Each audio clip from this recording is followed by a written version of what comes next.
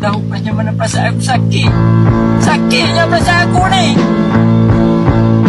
Siapa yang tahu? Siapa tahu? A few moments later.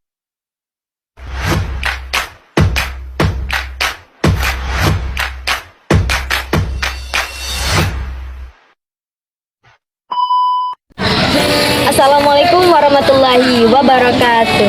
Hai teman-teman yang manis, saya Hiltra Hairunisa Rahmadillah dari Sekolah SMA Negeri 1 Gaung. Saya berada di kelas 11-5. Nah, pada kesempatan kali ini, Hiltri mau ngajak teman-teman yuk belajar bareng tentang mata pelajaran biologi. Pembahasan kita kali ini yaitu tentang pembelahan mitosis. Guru pembimbing yaitu Ibu Rosmarita SPD. Nah, pada mitosis itu terdapat 5 fase. Ada interfase, profase, metafase, anafase, dan telofase. Nah, 5 fase ini bakalan kita bahas pada kali ini. Jangan lupa tonton sampai akhir ya. Kalian pernah nggak sih berpikir bahwa diri kalian itu mirip dari segi rambut, sifat dari kedua orang tua kalian? Pernah.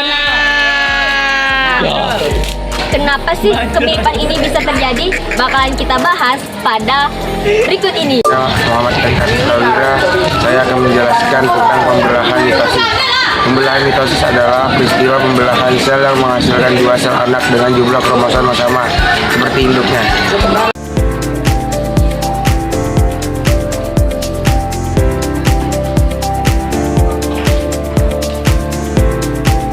Hai sobat, perkenalkan saya Hendra Saputra dan saya Tasya Dewi. Baiklah, di sini kami akan menjelaskan tentang interfase.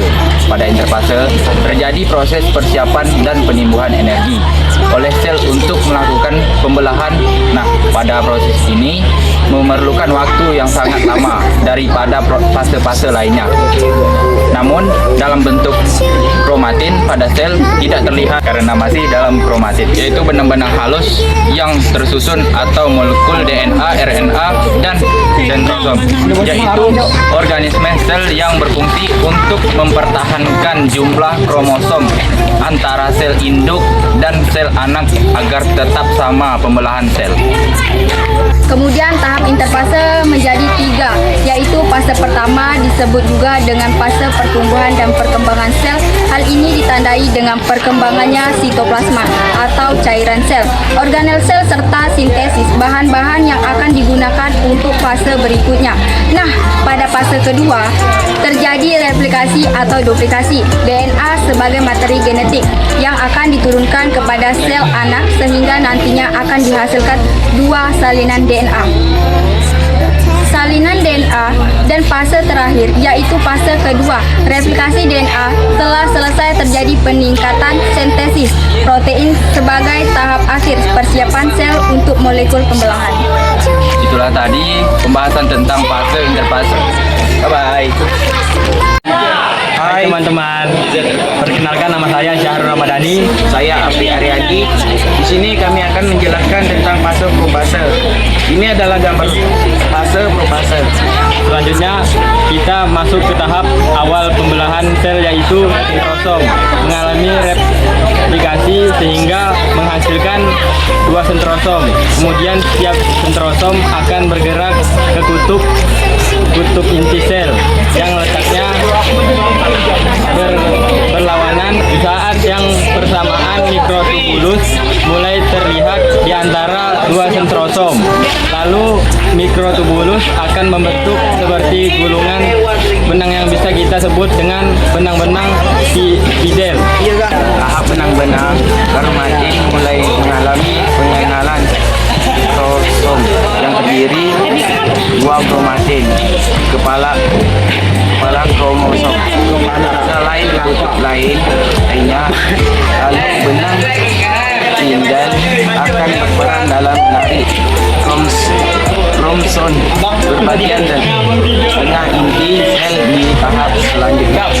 Itulah tadi tahap tentang Teman-teman, perkenalkan nama saya Nurul Azura dari kelas 11-5. Di sini saya akan menjelaskan tentang metafase.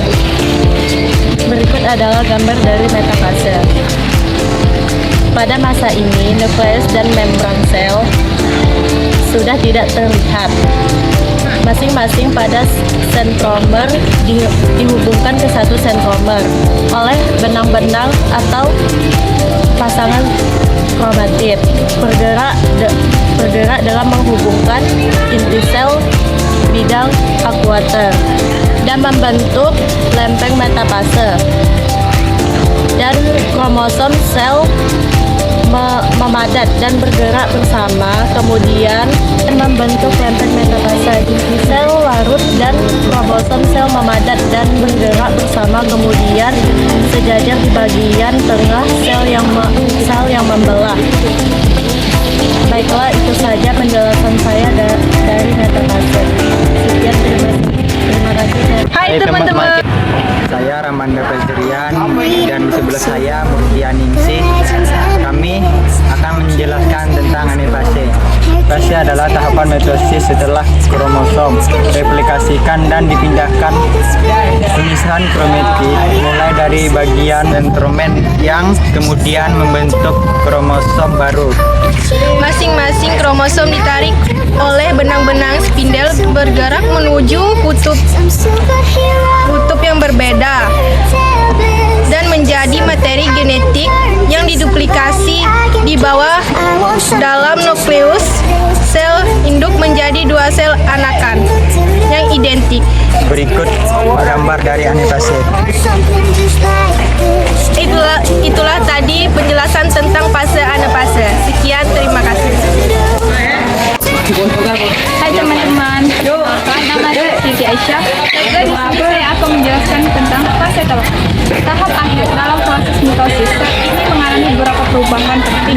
Kromosom atau kromatid telah mencapai perlawanan atau sekat pemisah di tengah sel yang melibatkan sel terlihat seperti efek profase atau prometafase yang dibalik. Dadah. Nah, dari 5 fase tersebut yang sudah kita bahas, kita tarik kesimpulan. Kesimpulannya adalah mitosis adalah proses pembelahan inti sel yang terjadi sebelum pembelahan sel atau sitokinesis. Selama proses bertahap ini, kromosom sel memandat dan spindel terbentuk. Kromosom yang terduplikasi kemudian menempel pada spindel sejajar di ekuator sel dan bergerak menjauh saat mikrotubulus spindel bergerak mundur ke kutub sel yang berlawanan. Setiap sel kromosom kemudian dikelilingi oleh membran inti dan sel induk terbagi menjadi dua sel anak yang lengkap. Nah, itulah tadi kesimpulan yang bisa kita tarik dari pembahasan sebelumnya.